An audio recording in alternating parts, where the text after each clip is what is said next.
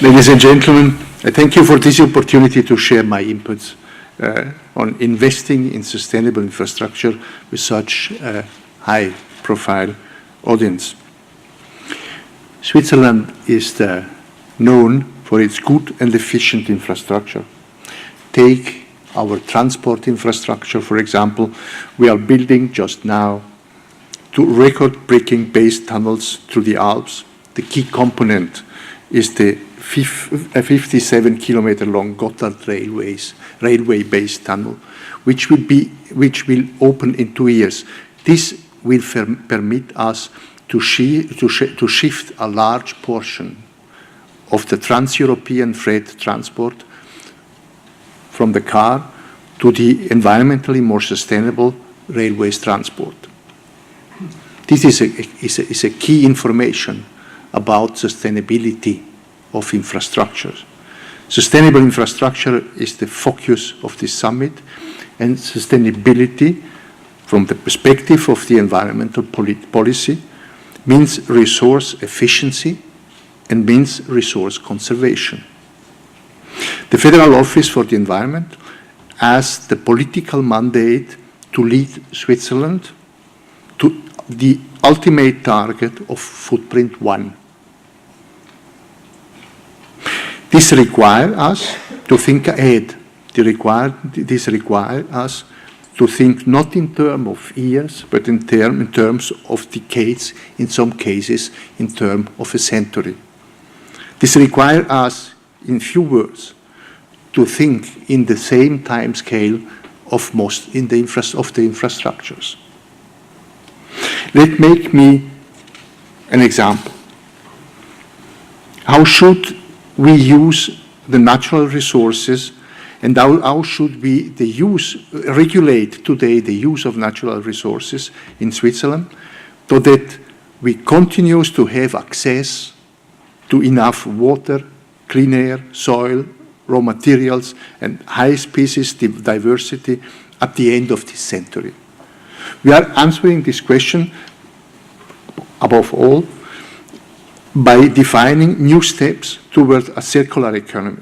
This is a part of an ongoing revision of the Swiss Environmental Act. And this goal requires an adequate waste management and recycling infrastructure to transform the waste in a source of raw material and energy for the industry in the future. The same goal could be applied to housing, could be applied to mobility, could be applied to energy production. It can be applied to all sectors of our economical life. So environmental policy, or the need for sustainability, the need for long-term resource efficiency, is setting more and more the framework for the economy in all issues: construction, energy, infrastructure. You can understand that this doesn't always create friends. Sustainability is still perceived as making projects more complicated and more expensive. And this is true from time to time in the short term. But it is untrue, it is completely untrue if you think in a medium and long term. Let me tell you an historical example. During the industrialization in Switzerland, I'm talking of the 18th, 19th century. During the industrialization, new housing was built for workers in large cities like Basel, like Zurich. This new housing was very modern, since they had, for example, running water. It was new, running water in housing at that time.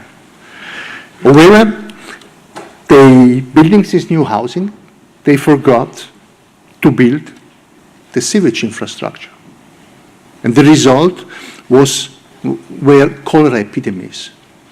The region of Zurich was struck 1867, I guess, by a cholera epidemic that killed 7% of the population. Different attempts were made to explain this connection. We didn't have microscope at this time. We didn't know about bacteria. So some say that it was a natural lifestyle in factories that made men becoming weak and sick. Others argued that outsiders, immigrants, were bringing the illness with them. At that time, the immigrants were coming to Zurich from the Canton Uri or from the Canton Graubünden. And finally, it became clear that a wastewater system and the waste management system in general was necessary. It costed a lot of money. Its utility was difficult to explain because it merely prevented a negative consequence. We would have to ask a linguistic expert to find out if the expression to throw money down the drain comes from that. But nevertheless, at the end, for example, in Zurich, engineer Jakob Bürkli managed to organize a sewage and waste management system for the city of Zurich. The Bürkli Square, remember us, him and his work. You see, it is possible also as an environmental specialist to become famous. And I am still hoping that one day, maybe one small street will be named about me. However, even now, the need for environmental infrastructure has to be explained over and over again. And they still cost a lot of money. The wastewater system, the drinking water supplies, noise abatement, air pollution control, protection from floods and natural disasters, waste disposal and recycling structure, altogether, these, let's call them environmental infrastructure, costs 3 times more than, for example, our railways infrastructure. It is in general the most expensive infrastructure in our country. And this list does not even include the green infrastructure, such as parks, natural reserves, and doesn't include the renewable energy infrastructure that it is underdeveloped. If we had to rebuild this environmental infrastructure in Switzerland today, it would cost more than 300 billion of Swiss francs. And every year, we pay for its maintenance and operation. Sewage disposal alone costs 2 billion Swiss francs every year in Switzerland. Who will pay for this? Don't worry, I'm not going to refer you to the director of the finance department. In Switzerland, this question can be answered by the Federal Office for the Environment, as we know how to apply and administer the polluter pays principle. As an example of this, here in Basel is the Peppi sack. The blue 35-liter garbage bag costs 2.3 Swiss francs. It's not so much, but those who produce a lot of waste will need more bags, and they have to pay more as a result. Switzerland has other such charges for water, for wastewater, even for rainwater. Advanced recycling fees, the CO2 levy that finance partially the energy change. In fact, its performance-related heavy vehicle fee partially funds the large railways tunnels from which I spoke at the beginning of my speech. The principle is always the same. The more you pollute, the more you pay. Let me summarize. We need good infrastructure to allow us and to promote resource efficiency. Without good infrastructure, it is not possible to be sustainable. Switzerland needs them, and the world needs them. We know that they are very expensive to build and very expensive to maintain. That is why we need robust and sound funding. A strategy based on the polluter pays principle can help us funding this way. As the moderator said, it is a global challenge. I'm convinced that if we rise to this challenge, we will get much closer to our ultimate target, footprint 1. Thank you.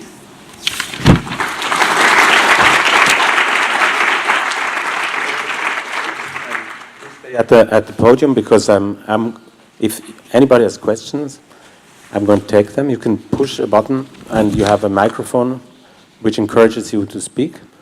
Does anybody have a immediate question to Bruno Berlin? If not, I have one. Bruno, as you mentioned, Switzerland is a rich country. You're advocating polluters pay principle, which sounds very good. But I know that there are people from countries here where there would be probably almost a revolution if the polluters pays principles would be introduced, because people would say it's to the disadvantage of the poor people who cannot afford to pay 2 francs 30 for a garbage bag.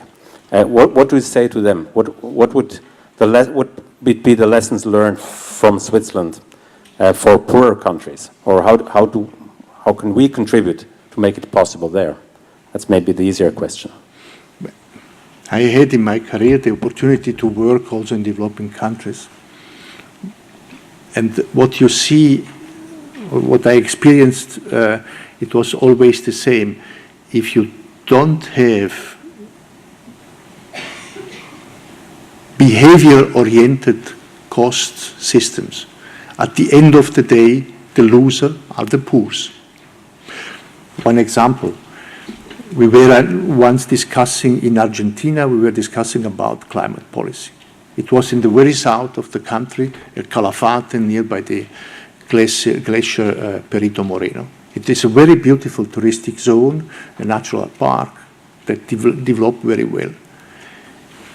There are hotels like in Davos. The only difference is that they have very thin windows. A lot of cold came in. It is impossible to sit nearby the windows because a stream of very cold water is hitting you. And we discussed the day after, almost all the day, because why it is not, they don't have better windows. The technology is known, the investment power is known. The answer at the end of the day was the Argentinian government subsidize the utilization of fossil fuels with resources coming from a taxation to the export of agricultural products. So, and who get the most of these subsidies? Of course, the bigger your car and the bigger your house, the more subsidies you get. And who is paying for these subsidies? The poor peasant. And the same you could say in Algeria about the water management system. You can say it almost every way. This is a central experience. I'm glad that this session is recorded, because everybody will be able to hear your answer, which I thank you very much for. And thank you, Bruno, for being with us. Yeah, thank you. Thank you. Now I have the pleasure to introduce to you Barbara Cooks. Some of you know her from her long time, when she was the first female member of the board of Siemens in their 160-year history. And now she is continuing to be a business executive. Mainly her main activities, which interest us here very much, are her board membership at Henkel and at Total. Remember Total, one of the biggest oil companies in the world. That's also one of the reasons why we invited Barbara Cooks. But the other reason is because she's marrying this position with a championship in the field of sustainable development. And therefore, we're now looking forward to your contribution, Barbara, about why we need a massive push. Please, Barbara.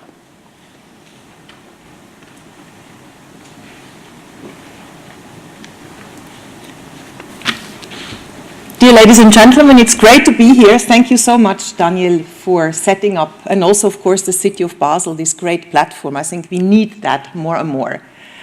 I will share my thoughts today from a business perspective. And looking back, my first touch point with sustainability was in '92. Remember the first Rio meeting? And my boss then, he was the chairman, or one of the chairmen of ABB, Stefan Schmidheiny, was the man who really brought the business community to Rio to ensure that governments would not talk on sustainability on their own, but that business would really get engaged. I did not go to Rio. I was actually developing Central and Eastern Europe for ABB, and I very much enjoyed that. But when he came back, he said, Barbara, you have to write a chapter in this book, which was called Changing Course, which was basically the Bible of Rio, then published by MIT. So I wrote this book. It was about how to make companies in Central Eastern Europe more energy efficient, '92. And the last 10 years, I had the big pleasure in an operational role to really develop sustainability business, firstly in Philips in the Netherlands, and then in Siemens in Germany, as you have mentioned. Now, what's my business perspective of today? And I would like to share 4 points with you. And the first one is a new world. Business as unusual. I think we recognize every day, just by looking at the media, we are clearly in a new world. And business as usual is a term of the past. Put it away. Doesn't work anymore. So many transformations are going on. We thought we were in a financial and economic crisis. Actually, we're still in. Some people believe not anymore, but we're still in.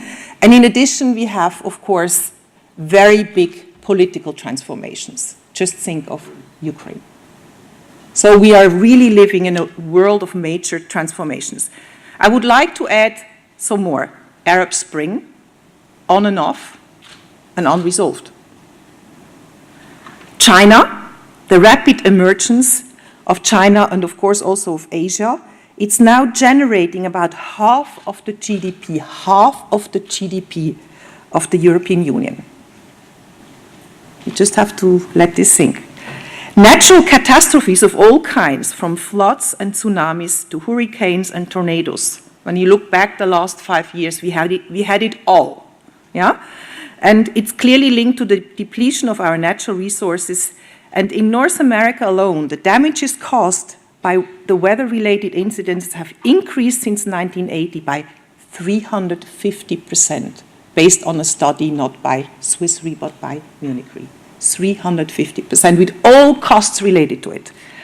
So, last but not least, and we all feel it, we know it, the massive increase of CO2 output on a global base level, resulting in an overuse of natural resources to some 1.6 planets. And if we look at the increase of population, we will need 2 planets in 2025. We only have 1. We know how to copy money. We are doing that. We have been doing that. Unfortunately, so far, there's no engineer as yet who has found a way to develop a copy machine for planets. So we have to live in these boundaries of this one planet, which we are not doing at this moment. So major transformations are going on. Why are they major? I mean, we always had transformations in the past. They're major because of the system complexity, because of the increased speed, and also the global reach. So these 3 points are new and really make sure that these transformations to DAR have a big extent. That's the first message. The second message is, so everything looks a little bit gloomy today with my introduction, but I have come to Basel with actually a suitcase, Daniel, of good news. And as a matter of fact, there are substantial growth opportunities on an unprecedented scale, despite and because of these transformations, and especially also for businesses. The first good news is the growth of the middle class in the emerging markets, and they all need sustainable solutions. The increase is 1.8 billion people by 2025 in this segment, which is, Mr. Morin, 225 times the population of Switzerland. So just think, 225 times Switzerland is emerging in this middle class in Asia, and they all want solutions, and hopefully we can offer them sustainable ones. This will lead to a $30 trillion consumer market by 2025. By the way, this is a McKinsey study as well, Daniel, as I also worked as a consultant for this company, which is a great company. There are other very good consultants we'll hear later on, but I enjoyed my time in McKinsey. Now, this $30 trillion market, what does this mean? It's actually 2 times Europe. So just think, until 2025, this middle class will create a market of the size of twice Europe. So you don't tell me you don't have growth in your business. There is so many growth pockets going on. Green tech market, I have to say that as well, and that is estimated to double to around $6 trillion by 2025. So this is also a big opportunity. And last but not least, the CO2 problem of this world is solvable. Maybe not with this copy machine, but already today, if we add up all the technologies of all the companies, you take GE, you take Schneider, you take Alstom, you take Siemens, and. Yes? It basically, if you add it all up with all these technologies, 70%, 70% of the CO2 problem of this world can be solved from a technological point of view. So it's not a technology it's not a technology problem in any way. That brings me to the third point, what to do with this and what can companies do. And the first point here is to really have a clear vision to exploit these opportunities of growth. And I just want to share some examples with you. Unilever, they have made a commitment to double the output with half of the footprint by 2020. Clear statement. Of course, I have to talk Daniella Vato. A bold investment plan to capture energy market opportunities of the future, also in an energy efficient way, also, by the way, in solar. Support growth with $30 billion investments per year into value creation in new projects under development. The production growth target from 2.4 million barrels per day to a potential of 3, and also there based on better energy efficiency. And last but not least, Siemens. In the last 5 years of my presence in Siemens, we were able to increase the revenues with our green technologies from 19 to 33 billion euro. And it represents today over 40%, 40, of the total Siemens business. So great opportunities, and you can grab them. The second point is how to realize it. And in order to really make it clear, of course, you need a comprehensive strategy. Sounds banal, but you have to have it. Thirdly, an adaptive, flexible, flat, open source, distributive, collaborative network structure, more and more important, very flat, global, which can deliver better, faster, cheaper, and greener products on a global scale. That's what we have introduced in both companies, in Philips and in Siemens, very successfully, and I very much believe that will be the future of successful organizations, flat global networks. So that brings me basically to the next point. How to go about what is still an important element for companies. It is really to build strong relationships with governments, Mr. Oberle, a very close cooperation, and regulators, to address the major transformations and exploit the growth opportunities. Even closer collaboration between business, government, NGO, academia, as well as society at large is urgently required in the form of roundtables. Examples is the EREP platform. It's the energy efficiency platform that has been initiated by the European Commission with all the ministers of environment and also some business representatives. I had the opportunity to participate. It's clearly a very diverse platform looking at this topic on the European level. And another example is the SDSN platform, leadership platform that Jeff Sachs has established for Ban Ki-moon, where I also have the chance to be a member, and where we also worked on the basically follow-up of the Millennium Development Goals, which, as you know, are the Sustainable Development Goals. And it was great also for me and from a business perspective to be there and participate. Study shows that a closer cooperation in this way could improve resource efficiency by 17% in Europe alone, leading up to 3 percentage points of incremental growth in Europe and potentially the creation of millions of new jobs. So you could have it all in Europe. Better energy efficiency, growth of 3%, and millions of jobs by doing that. So we have a world of major transformations, but also a world of great opportunities. The only way to exploit them is, on the one hand, if companies rewire their way of working, and on the other hand, if governments, companies, and NGOs team up and build strong, lasting collaborations. Let us use the platform of the GIB to make a fresh and decisive start. Thank you very much. Thank you. This was a great way into a plan that I can disclose now, because we are going to create in the course of the next year a platform of solution providers for the infrastructure that we're striving for, and you will be the first invitee to take part in this solution provider network that Global Infrastructure Basel will establish. Now, I don't want to let you go before anybody who might have a question could ask one. Yes, please, in the back. Just introduce yourself briefly and then ask your question briefly. I'm briefly Mr. Tonhauser, and I have a slightly naughty question for Mrs. Cooks. Why is it that the strategy of Shell regarding to sustainability is so different of that of Total? Is that only thanks to you?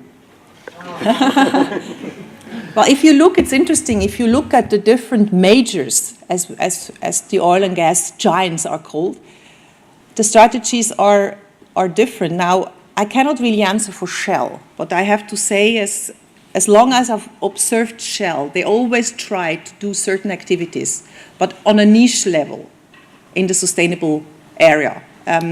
Fig leaf level. Fig leaf level. Absolutely. I think the step of Total into solar, and you know that we bought 3 years ago the number 2 of solar sun power in the US. I think that was a major step to show this is an important issue. Now, I have great other members in the board of Total, and it's great to I'm not taking decisions by myself. It's always board and collective decisions, but it's great that there is a very good spirit in that direction in that company. I cannot talk more about Shell because I don't know Shell that well. Okay, so it shows more or less that businesses actually have a choice. Absolutely. They're not prone to markets and finance and so on. They can take choices. Absolutely. Yeah. One more question here. Yes, please. Yeah, my name is Engineer Nat from Dar es Salaam, Tanzania. I'm referring to what you just said about flat global networks. And as you have been working for different companies, what message do you give to companies and big business concerning Africa? Well, Africa is a great opportunity, and I have to say, in the last 5 years, especially with Siemens, I have gotten much better knowledge and understanding, also with several trips to the great continent. And I think here, if we manage also from a technology point of view to use the wisdom of Europe and the US, but still, localize and find local adaptation, local suppliers, I think then we can really move Africa a big way forward. And Africa is a big part. I think we have somehow forgotten Africa for many years. And I grew up here in Switzerland. It was, in France, Africa, of course, has been much more present than here. But I think it's so important that now Africa is really coming up. And I think it's also a matter of collaboration, the best technology with the strong people and countries and resources that we have in your continent. So you say it's a bottom-up Absolutely. approach that Yes. is needed apart from maybe support it with technology and so on. Absolutely. Yes. Thank you. I In the love, back I there. love Africa. Okay. And Ukraine, obviously, as well, because you have Ukrainian colors today. Okay. But you work there. Maybe it's unconscious. And you mentioned Ukraine before. So please, in the back. Christian. Thank you. I have a question. Given you need to introduce yourself. Yeah, my name is Christian Hal Mortensen. I'm from the Danish Ministry of the Environment. I have a question, given your position at Total, on stranded assets. If currently we don't have a legally binding climate agreement, but if we are to stay below a certain threshold, 2 degrees, 3 degrees, what's your take, given your position at Total, on assets that we cannot... Unburnable carbon. Exactly, okay. Fossil fuels. Yes. Okay, yeah. No, I think it's an important topic, and I know that at this moment a lot of work is being done to find sort of a framework, because I think that's probably what needs to be first worked out. What do you mean by a framework? How to how to deal with it, how to measure it, and but so on. Yeah. Does Total acknowledge the fact that there might be some value on your books that will not be able to, that you cannot use in the future, which you have to discount? I'm not in a position to comment on this question because I'm not really representing. I'm one of the board members of the company. This would be a question for the CEO or the executive director. But what you're saying is that you are thinking about it. It's not something you ignore. No, in general, I think it's in general the world has to work on this topic. Yes, absolutely. Okay. And I know is working on it. Yes. So the world and Total in a way. Yeah. Okay. Thank you. One last question back there. Yes, one last question back there. Thank you. My name is David Kramer from the Swiss Ministry of Economy. Mrs. Cooks, I was wondering, you started your speech saying that now is the time for business as unusual. There's just one planet and therefore there's a problem. And to my ears, the rest of your speech then was very much business as usual. It's about growth, a new market, twice the size of Europe, will be added to the planet up to 2030. And that's exactly the period which will be mainly based on fossil fuels. So isn't that a contradiction? Well, not exactly. First of all, I think this very substantial growth is not business as usual. You will not do that in a business as usual mode, but you really have to rewire how to position yourself. Also in terms of sustainability solutions. I've also mentioned the fact that 70% of the CO2 problem can be solved. So how do we cope with that?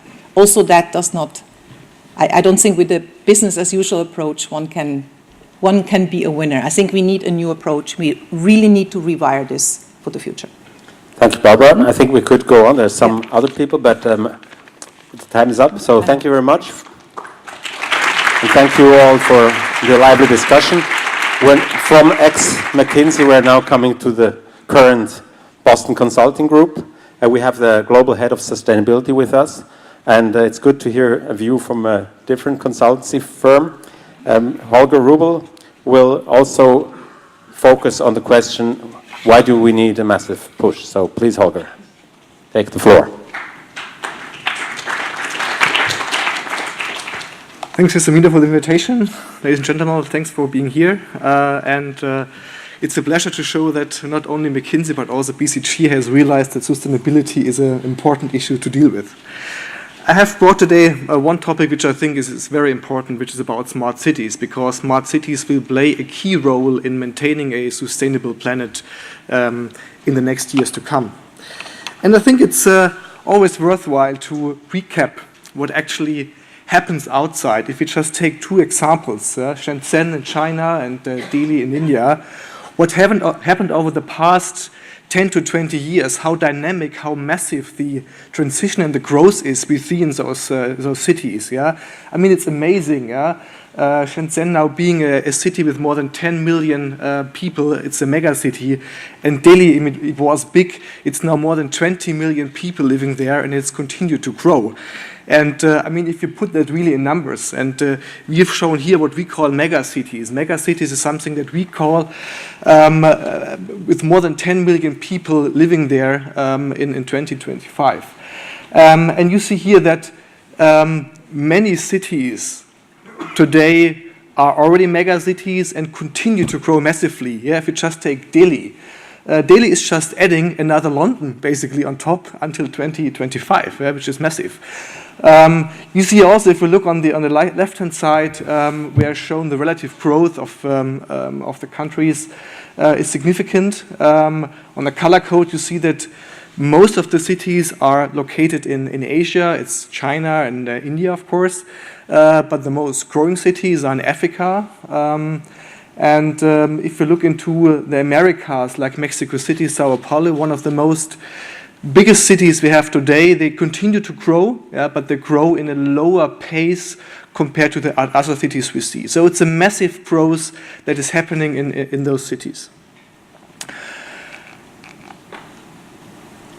If we summarize that on a global basis, the global growth we see people-wise, yeah, will happen to a large extent in cities. So the share of people living in cities will increase from 50% today to more than 70% in the future. So this already shows you how important the role of cities is in order to maintain sustainability. On the right-hand side, I have shown the contribution of cities on climate change, on CO2 or global greenhouse gas emissions. Yeah, it's from the production side 40%, on the consumption side 60%. So without cities getting to the boat in sustainability, I think we will not have a chance in order to reduce the greenhouse gas emissions of the future. And I think this is why it's important to think about smart cities and what can cities do in order to maintain this massive growth in a sustainable way. Now let me introduce the concept of a smart city. What does a smart city mean? First of all, on the left-hand side, I want to explain the motivation, what typically smart cities pursue. Yeah? It is, of course, about economic viability. It's about creating jobs. It's about creating attractive business there in order to bring the basis for people to live and earn money there. I mean, that's one important thing. The other one is about the well-being of citizens. It's about public safety, education, healthcare, social care, so quite a few things. And on top, as I've mentioned, it's about increasingly taking care about environmental issues, which is about energy efficiency. I think we touched those topics today. It's about pollution. It's about managing resources. Now, what can a smart city do in order to manage that? And there's various definitions out there what a smart city means actually. There's a very, very narrow definition of a smart city, which is number one on the right-hand side, which is something where people say a smart city is a city that leverages ICT, information and communication technologies in order to manage the growth. I think it's a very, very narrow definition. This is why we in BCG have drawn the definition in a more appropriate way, because I think it's also important to include non-ICT-based innovative technologies that are enabling those cities in order to manage the growth. So it's about renewable power generation. We also touched it today. It's about low-emission vehicles, e-cars, very important thing. If you look into countries, if you look about pollution in many of the cities that is driven by cars, by transportation. And of course, it's about energy-efficient buildings that play a major role, because in cities, a significant share of energy is actually lost or consumed in buildings. And there's a third element, which of course applies mainly to greenfield cities, which is about urban planning. Yeah? Of course, you can't, reshape or rebuild London from scratch to make it more sustainable. So you have to work on that, what you actually have. But in developing new green cities, there's a way in doing that in a good way. So I think that's the three elements how we would describe a smart city. So looking into technologies, what kind of measures, levers can you pull in order to manage a smart city? And there's 5 elements one can pull. Starting from the left, it's about energy, of course, smart energy. And both you have elements which are ICT-driven and others which are more non-ICT-driven.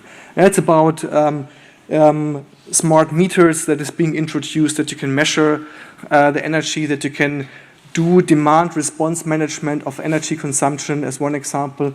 And of course, it's a lot about renewable generation. We discussed solar energy, distributed energy. It will be a major element in cities in order to reduce the overall energy footprint. It's about transport, especially in megacities, a very crucial issue to have it smart, intelligent transportation. It's about managing the flow of transport.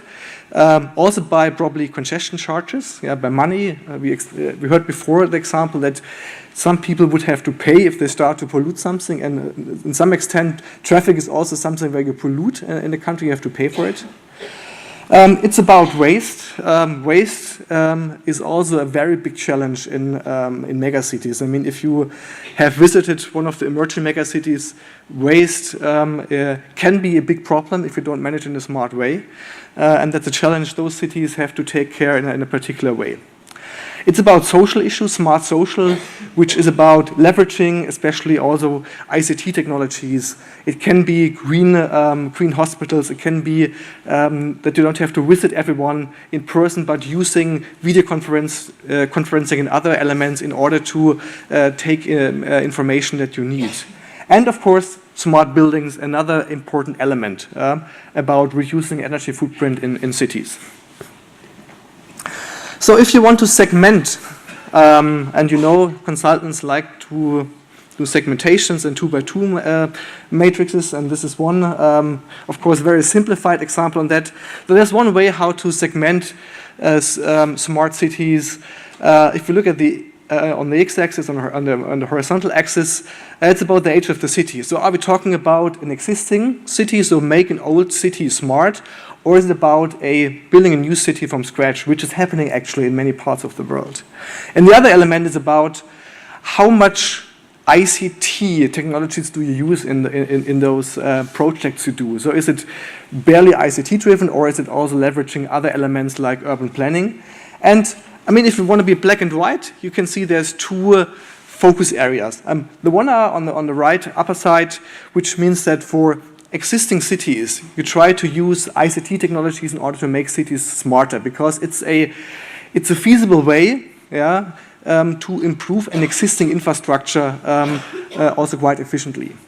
Of course, if you talk about building up a new city, and there's examples like Masta or Sangdu, which I'm show you an example later on. For those greenfield cities, of course, you have much more levers. You can really start with urban planning in a much more innovative way, probably as we have done it in the past. For example, if you take Brasilia, built in the 60s from scratch, also very innovative at the time, of course, but not having elements of what we would call being a smart city. So this gives you some ideas on how to segment those, and I'm already getting signals that I have to stop. Let me just touch a little bit on two examples. Songdo, probably one of the most prominent examples of a green-built smart city, because it's also one of the biggest private infrastructure investments we see globally. It's a massive investment, very innovative, driven by a New York-based investment firm. It's a great concept, having lots of elements in order to drive the city, to make it smart. And I can't go more into detail, but it's a worthwhile example to study it in more detail. And let me bring another example, which is Amsterdam, almost around the corner. Of course, that's not a greenfield, it's an existing city, and they have a different approach. They use public-private partnerships, many small individual projects. It's more than 30 projects in order to make the city better, to make the city more sustainable, which also shows that in existing cities you have lots of opportunities to increase the performance of the city in a sustainable way. And let me stop at that point before I get too long in my presentation. So thanks a lot. Thank you very much, Holger. Thank you. I just slowed you down a little bit because I want to make sure that people can also ask questions, or I can ask questions if nobody has one. Yes, please, in the back. Yes, Cynthia, Jaime, Argentina, living in Basel since 18 years. Actually, I have a question about how do you think the smart, when we cannot prevent people still going to big cities, because we have to have a look at what is these big cities. These big cities are normally surrounded by big slums. These big slums means two things. One thing is the population of regionalism, and the other thing is poverty. And this infrastructure. Very interesting question about what, cities grow, and we almost use this as a natural fact. But I have also come to start to doubt whether it makes sense or whether we should not try also to mitigate that. Yeah, I mean, it's a very important question, and in what I haven't touched upon today is about, I mean, if you talk about all the smart cities, it's always related to lots of investments you have to take in order to make the city smarter, and those that are doing the investments have to have a payback at some point in time, yeah? And that's a big challenge, and I know that many investments are not, from a business perspective, not bringing the right return on investment. And what you say, that many big cities are surrounded by very low developed parts infrastructure, shows that cities are reaching the limits in order to develop, the cities further. Yeah? So are collapsed. And actually it's collapsing. Yes, and of course it depends a little bit on the let's say on the strengths and on the economical strengths of a city. And there's lots of studies of what makes a city attractive. Can you build a green city and attract people, or is it the other way around, that you try to be attractive for people to live there, and then you rather attract the businesses in order to build up there? And this is what actually happens. Yeah, if you provide a good environment where people want to live, you automatically attract people. Yeah, and it's a tough way in order to, from a greenfield approach, to build up new cities. Like Songdong was one example, and people call it aerotropolis because you have built a city close to an airport where you have good environment, and there's some examples where you can manage it, but it's a few examples only. Okay, thank you very much. I think this is, I will take one more question, just to comment on this. I think this will be a topic which we'll have to look at much more closely. You know that the global infrastructure, Basel grading and also the credit rating has an element of poverty alleviation or pro-poor infrastructure, but it is a balance, and we have also created a platform, a separate platform, it's called Eco Village, for promoting the countryside as a way to mitigate the too rapid urban growth. I will talk to you about it afterwards. Just would like to take one more question, and then we have to move on. I'm sorry. And you can talk to Holger afterwards, he will stay on. Sorry. I'm from Shanghai, urban planner background, and we are working very hard on the smart city, both in coast developed China and also in the province. We actually much more the projects I have calculated in the world now have 450 cities announced their smart city program. But China have already over 250 cities already launched, and also the bigger investment. Yes. And we just in last week we have go to the several cities. It's much more the category than 5 sectors. For example, the smart education, smart hospital, smart it was mentioned. Yeah, it is possible. We have now every year China smart city bigger exhibition and forum. It is possible you come also to China. I will invite you. Okay, that was already a very productive session for you. So thank you very much, Siegfried Wu, and thank you very much, Holger, for being here. And thank you. Now we come to the next segment, and I'm moving on. Although you could really discuss every topic for a long time. We're now coming to the question: how do we create this? How do we move the needle from millions to trillions? And one institution that actually plays a role in this is the regulator. The regulator on the local level, on the national level, on the international level. And I have the really big pleasure to introduce you the, so to speak, top regulator of the world. is the general manager of the Bank for International Settlements. You know that they are creating the framework conditions for banks and investors, and now also for shadow banks on how they could invest in the future. And some criticism goes in the direction that because of their capital requirements, there is a hindrance or a problem for long-term investors because they need more proper capital, and that could maybe make it impossible or very difficult to invest into infrastructure. So Jaime Caruana is from Spain. He used to be the central banker, the head of the central bank in Spain, and also worked for the IMF, for the International Monetary Fund. So please, Jaime. Well, thank you very much, and I would like to thank the organizers for inviting me to this very impressive conference. In fact, it is evidence of the, I would say, excellent infrastructure in Basel that regularly hosts so many global events. And I could say that the central banks knew this secret, and that the central banks for many years, for more than 84 years, have enjoying the hospitality and the excellent facilities in Basel, because that was the origin of the BIS. It was created here, and the central banks, when they need to join, they come to Basel, and they come 6 times per year to discuss these issues here. So, back to our topic. I think the case for needing much more infrastructure has been made already, and infrastructure can contribute to expand the production capacity and create better conditions for sustainable growth. It's an important driver of long-term growth. I've been asked to answer a more narrow question. I've been asked how we can achieve greater investment in a sustainable way. And I will do, what I would like to do is to argue that the quality and the sustainability of finance will be crucial. And my first point is that an efficient, resilient, robust, global integrated financial system supported by appropriate global regulation is the best way to promote cross-border flows towards long-term finance. And you will need domestic flows, but you will need also cross-border flows.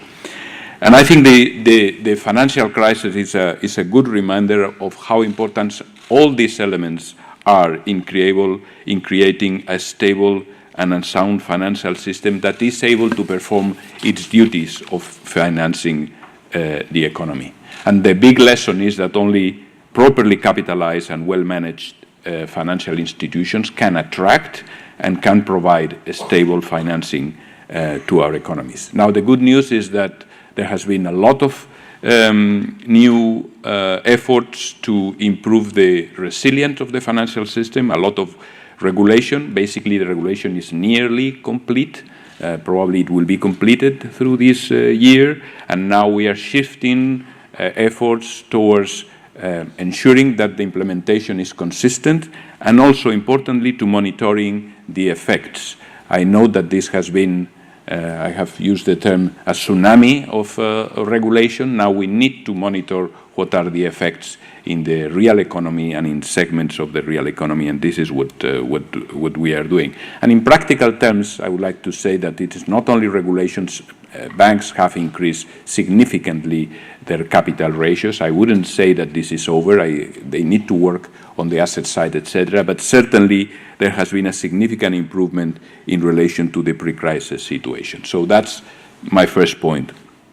I have a second general point, and it is that there has been a significant increase on the work on the part of different institutions, including our institution, on the work on financing infrastructure, and this has been under the leadership of the Australian G20 presidency.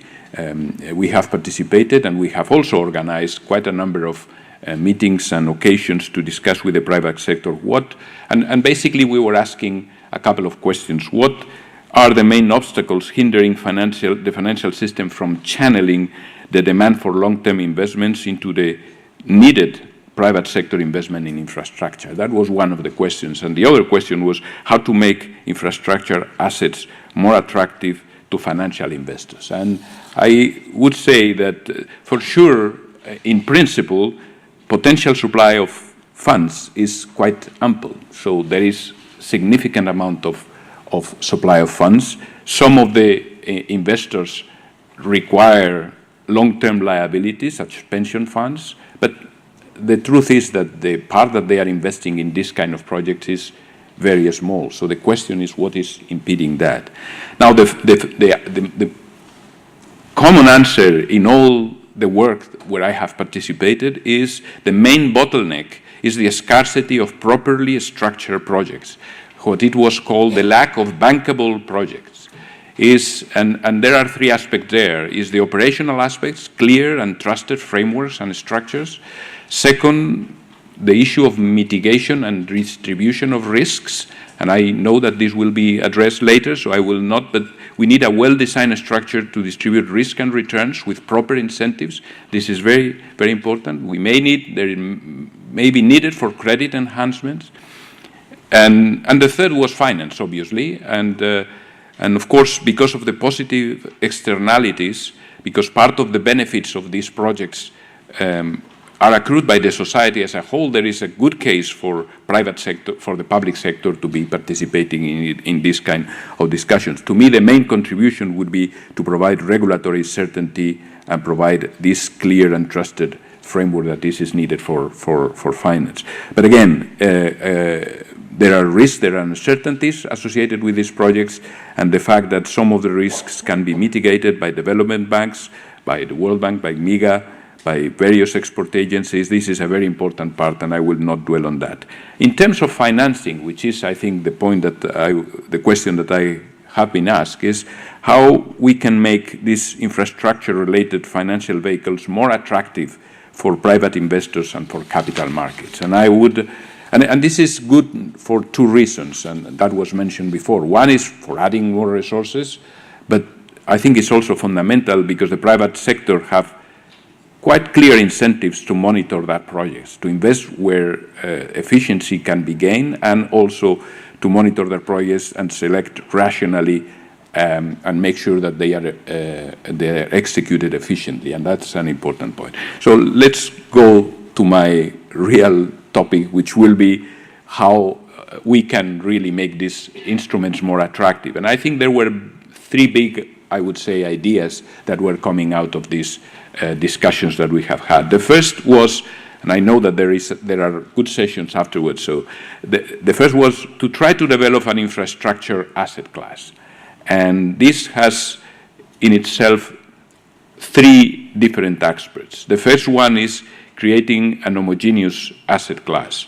Infrastructure projects are really very complex, and one of what people was repeating is we should not try to reinvent the wheel every time. So even similar projects often are very different from each other, and this is also true in some of the finances aspects. If we really want large investors base and create and enlarge this investors base, we need an infrastructure asset class with infrastructure projects financed in a more homogeneous way than we are at this present. That is the case at this present. This is not easy, but one of the objectives of the international community is to try to make progress in this area, and the G20 has begun to promote setting some kind of international standards, some kind of best practices in this area, and I think this is something that is promising and we will need to see. At the national levels, many governments are establishing also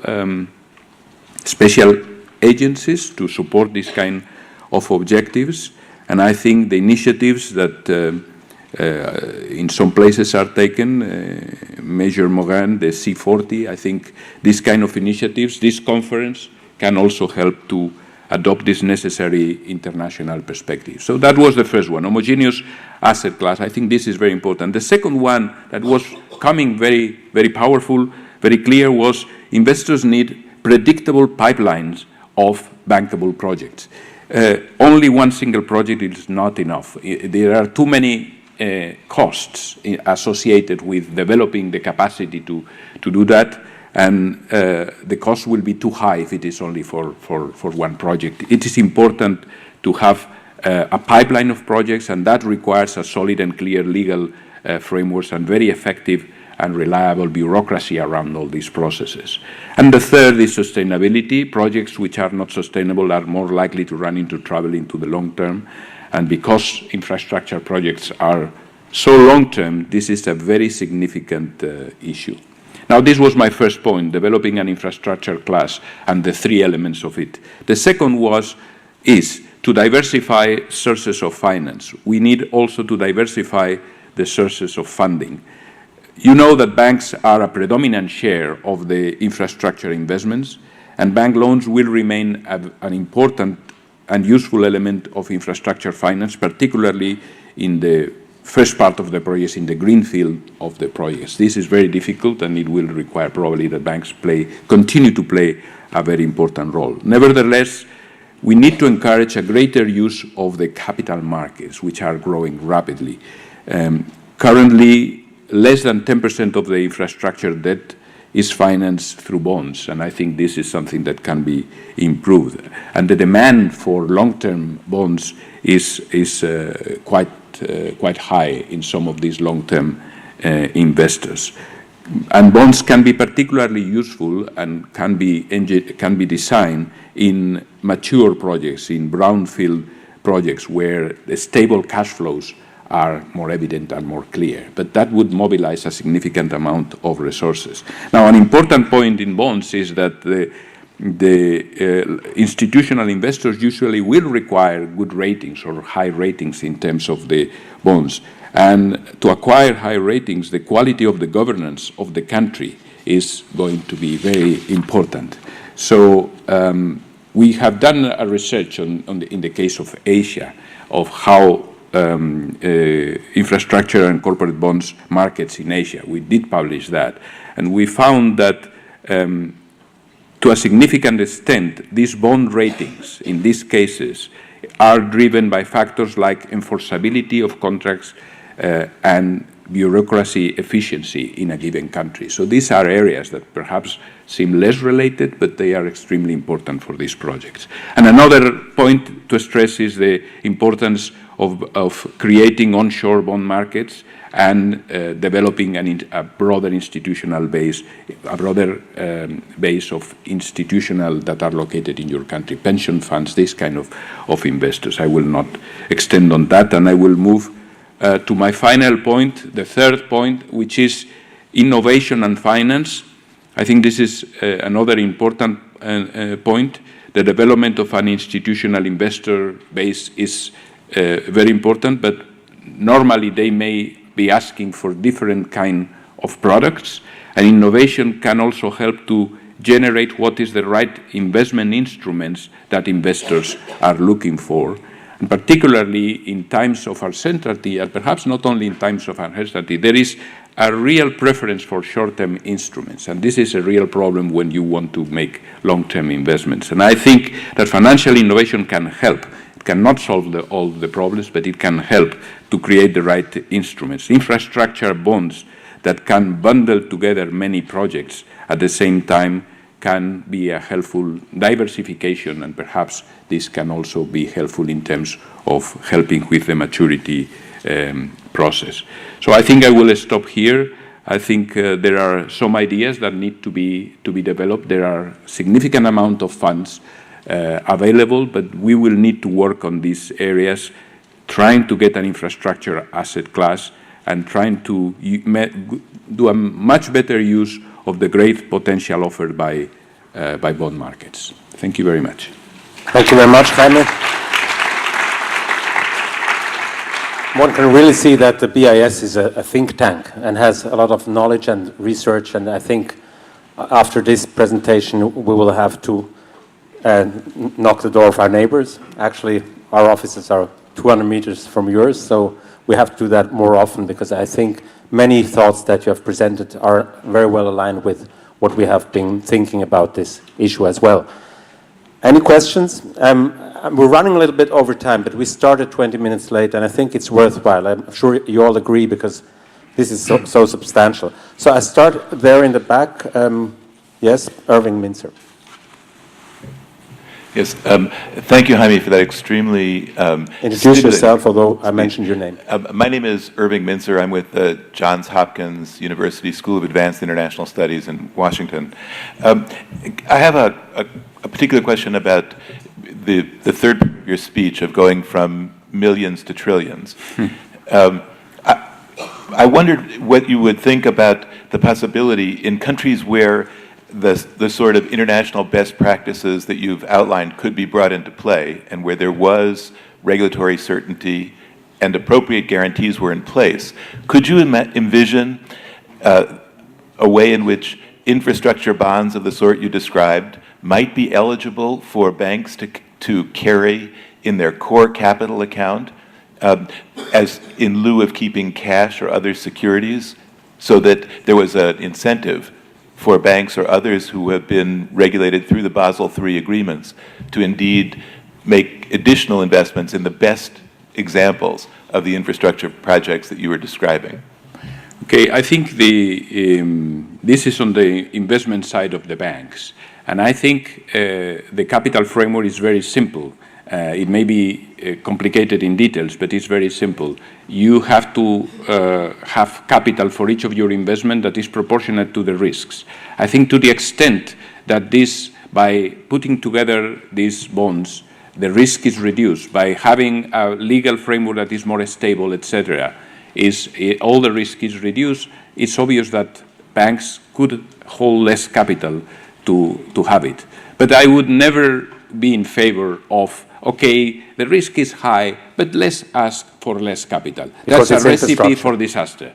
But if we are able to manage the risk that is contained on these bonds, and I think this is manageable through pooling and through making more safe some of these investments, which depends a lot on the government's legal certainty, I think certainly it will be on the part of the banks to decide what is the risk, because this is the rule. They can use their own risk management analysis to decide what is the capital that they can have. Thank you. Yes, here, please. Thank you very much for the presentation. My name is Nick Robbins from the UNEP Inquiry into a Sustainable Financial System. My question is really around the role of environmental risk in banking regulation. We're seeing a lot of policy innovation in a number of developing and emerging economies. Bangladesh, China, and most recently Brazil have introduced guidelines and regulations to make sure that banks are properly managing the credit risks around environmental factors. What is your view about how we could put material environmental risks into core banking regulation? I think at the international level, that is the work of the BIS, the center of the problem is really to make sure that banks contribute to provide financial stability to the countries. And I think we should concentrate on that. And I think it is for each country that knows much better what is the environmental situation and other elements that should try to analyze how this can be adapted to each country. But there are many central banks that are very conscious of this situation, and we, BIS, have participated in some of the conferences that they have organized, trying to make sure that we are able to combine different objectives without abandoning our main objective, that is financial stability. And we know that if we don't keep a good eye on this public good that is financial stability, the others will not be achieved, and the crisis is a very good example. But do you agree in principle, I guess you do, that a good infrastructure can also support financial stability both in a country and on the global level? Absolutely, yes. So it has a special position within the value chain of creating sustainable financial markets. I think it's not a decision for the supervisors to decide on that. I think it's a decision for the supervisors to create a good environment where all this can be developed. And I would say a neutral environment from a risk perspective. What would be the main contribution from the BIS as an institution to that? Well, what the BIS does is very simple. We put together all the policymakers that have to decide on that and make them agree in a common framework, an international framework that is shared by everybody. That's what we will do. When I'm in a banking environment, I talk to Bank of America, for instance. They say, oh yes, please talk to BIS. They're your neighbor. We think that we cannot even invest into long-term infrastructure projects because the capital requirements that the BIS as an institution or as a framework asks us to have doesn't allow for that. It's too expensive. That's what they say. That's not I'm just the case. citing them. Do the numbers. Yes. I would say do the numbers and you will see that that's not the case. But in any case, if that were the case because it is a risk investment, we would say that this is the right approach. But I don't think that is the case. Okay, so de-risking, for instance, with sustainability would be one opportunity. I mean, the capital base, don't exaggerate these things. The capital base is the total assets divided by 20. We have increased a little bit. Do you really think that by increasing a little bit this capital, we are affecting the whole balance structure? So I don't think it is the case. When you do the analysis of the cost that has been created, additional costs is not that high. Okay, thank you. One more question here. That so is many, raising some comments. The interesting thing that I see from here, there's some people here in this room that are very engaged, and others who come more, let's say, from the sustainability side or from the city side. They might not get everything that we talk about here. That's why I'm also shortening the discussion a little bit by putting just one question forward. But the thing that I would like to highlight as an organizer of this conference is that we need much more understanding between the financial sector and what the project owners, project developers, cities, city councils and so on, who develop these infrastructure projects and need to understand how they can manage the financial side of it, how they come together. That's one of our biggest tasks, and we had a whole conference about this in the first Global Infrastructure Basel Summit, and we might have to continue that mutual education, and therefore I ask you to bear with us, and even if you don't understand everything, please commit to try to understand it next time when you come. And please, one more question, and then we move on to the next speaker. Thank you very much indeed. Giles Dixon from Alstom. Thank you very much for your excellent speech. Your three ideas make perfect sense. There's a theme running through them, which is homogeneity, having a homogeneous asset class, having a predictable pipeline of projects bundled together in perhaps a single instrument for institutional investors. All makes perfect sense. My question's this: how do you reconcile that with the hard reality out there, which is that all infrastructure projects are different? The financing requirements of all projects are different. And there's an important need, and we know this as project developers ourselves, to distinguish between the different types of project when you're putting the finance together. So you need to distinguish between different sectors. Classic PPP may work in public transport, but not in energy. You need to distinguish between the instruments that will work in advanced economies, in emerging economies, and in developing economies. You then need to distinguish between classically between new investments in greenfield sites and the refinancing or investments in brownfield sites. So how do you reconcile the homogeneity with the need here to distinguish between the different types of projects?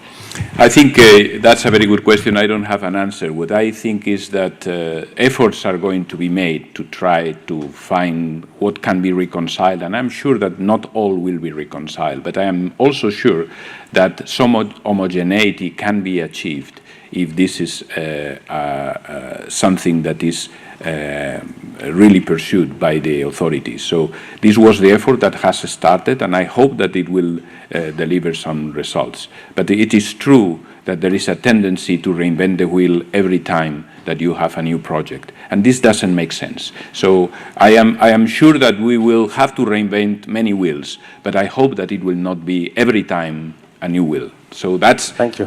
There is not an answer for that, but there is a lot of work that I hope it will deliver some answers. And I think business can also play a role in this. Absolutely. Thank you very much, Jaime. Thank you. Thank you. Thank you for being with us. And we are coming to the next highlight, which is a presentation by Keiko Honda. She's the Executive Vice President of the MIGA, which is, when you spell it out, the Multilateral Investment Guarantee Agency of the World Bank. We're very happy to have you here, although you're also an ex-McKinsey. Sorry, Holger.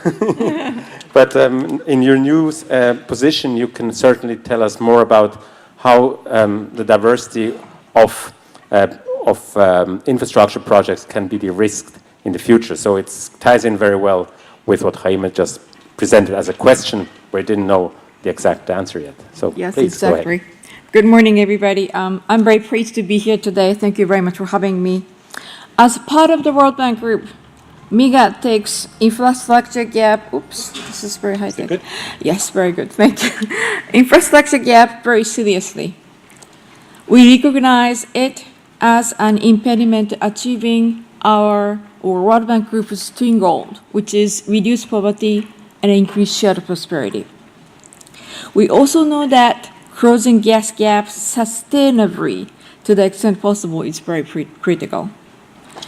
Also, all of us here already understand that the magnitude, as well as the number of the infrastructure projects needed across the globe, make it clear that governments, official development assistance, and multilateral financing cannot address the infrastructure gap alone. We need more. We've already began to pull the private sector into this space. Actually, MIGA is playing the role there. But we must engage the private sector more and better. Today, I would like to propose a couple practical, some financing, also some of the not financing potential solutions, and we appreciate to exchange the opinion with you. On this panel, we are actually talking about moving millions to trillions.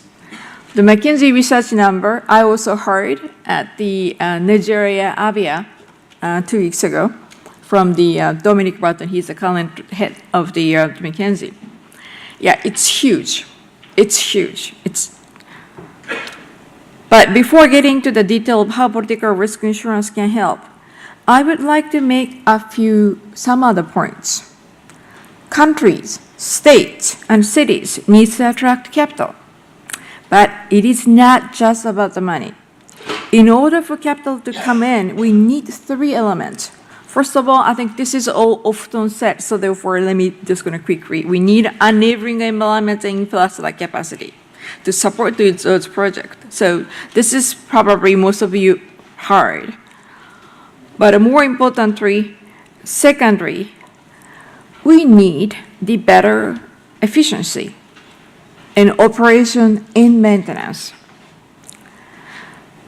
Some of people here are ex-consultants and consultants. I think those people use the word of capacity optimization. You know that some of the definition of a capacity of power plants, not necessarily the maximum capacity. If you have a better operation, if you have a better maintenance, you can sometimes maximize the capacity. I think that's what we need. And also another one is a selectivity. Some of the infrastructure project is impediment. It's absolutely necessary. Some of them are nice to have. How can we select the absolutely necessary one first?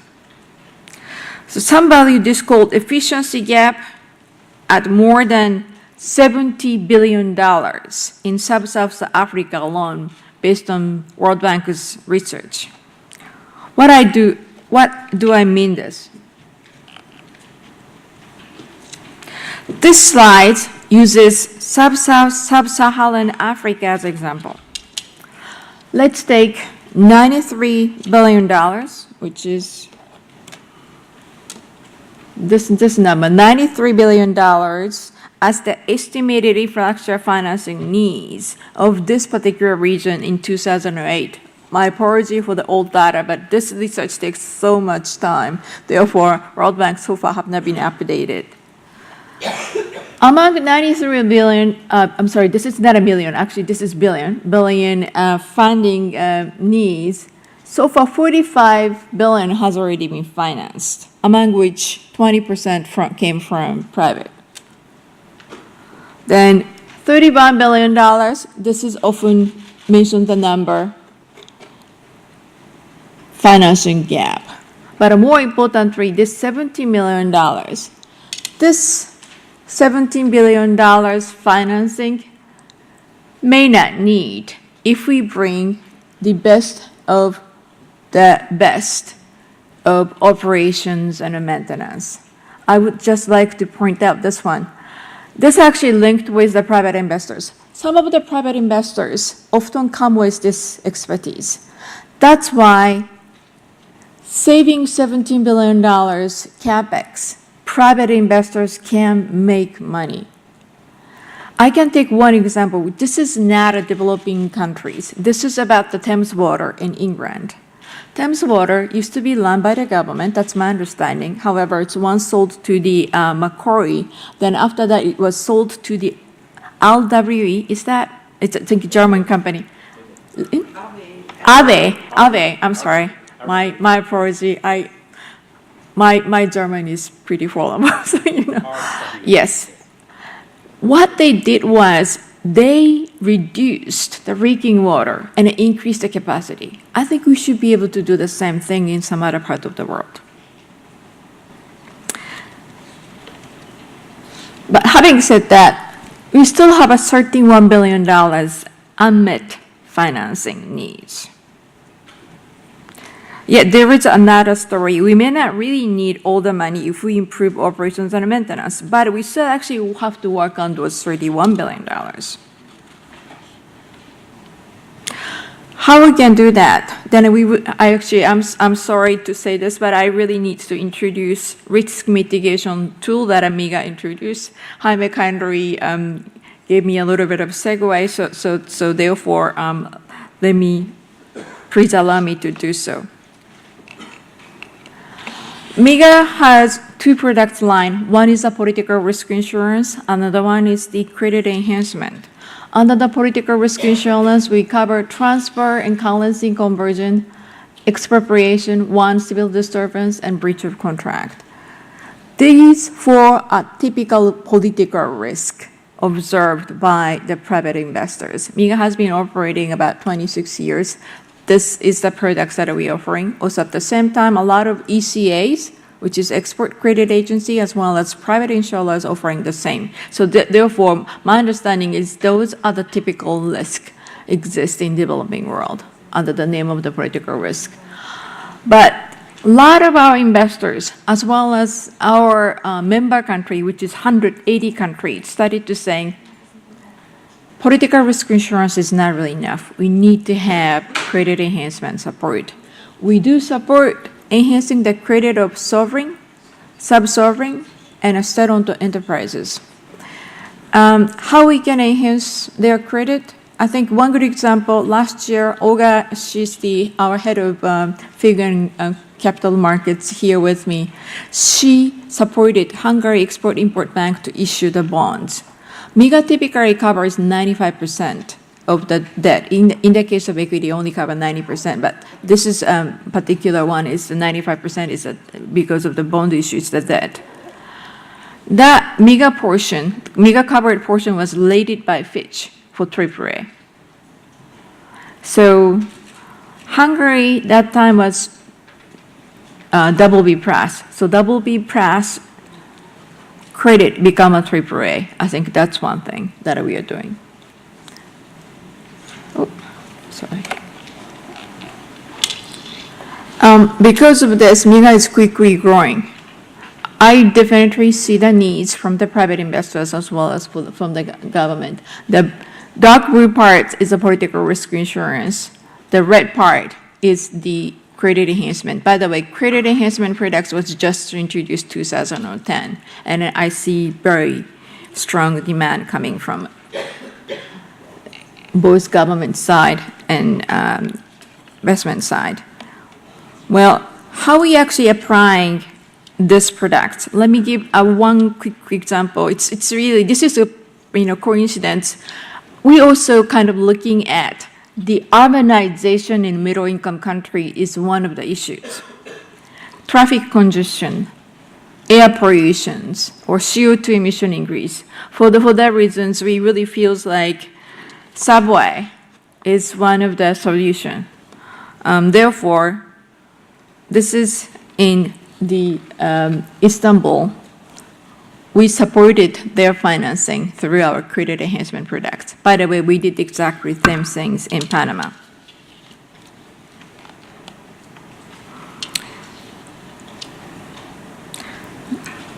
having said that, I think I hear some question from the Africa.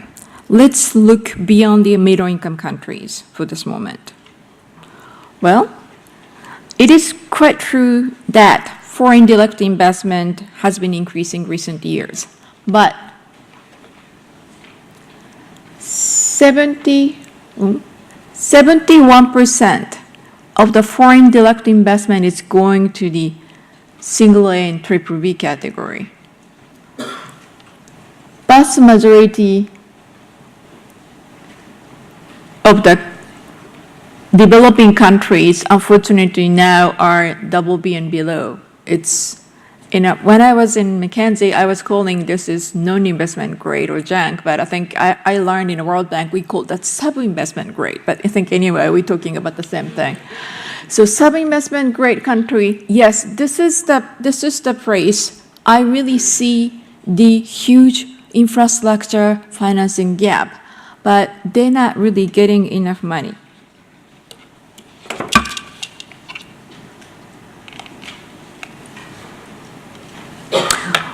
This is another little bit of introduction of what's MIGA doing. First, those numbers are political risk insurance global market size. So you see that in globally, overall market, triple B is the biggest, and the single largest is the single B, but I think the single A is also large. MIGA is not really working in those investment grade. This 0.6% one, we actually guaranteed a while ago, and then fortunately those countries upgraded. But primarily we're working in a sub-investment grade. As a matter of fact, we are proudly the market leader in double C below. This one, we really need a guts to go it, but I think we have a team who can conduct the due diligence, not only the economic side of the due diligence, but environmental social due diligence. This has been our strength. So in the past 5 fiscal years, MIGA has issued more than $2.7 billion in guarantees supporting sustainable infrastructure. Those investments including subways, ferries, wind, and geothermal energy project. This number represents a quarter of our volume issued in this period. Because of the time, I'll skip this example, but I'd just like to say,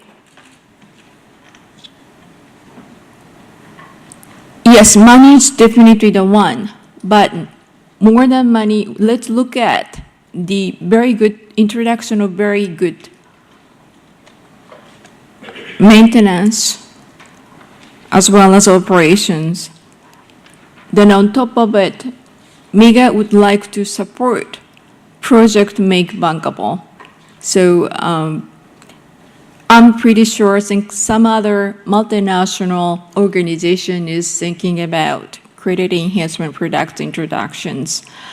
I would like to say this is not an easy product to carry on, but I think there is a lot of role to play. Thank you very much.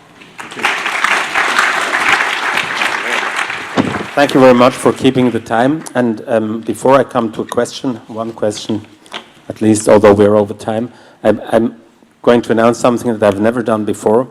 I asked Yuki Yasui, the deputy head of UNEP FI, whether we can move her presentation to next year, and she agreed. Thank you very much for helping us out with the delay in getting started, because you were networking, and my mistake was that I allowed for too many questions.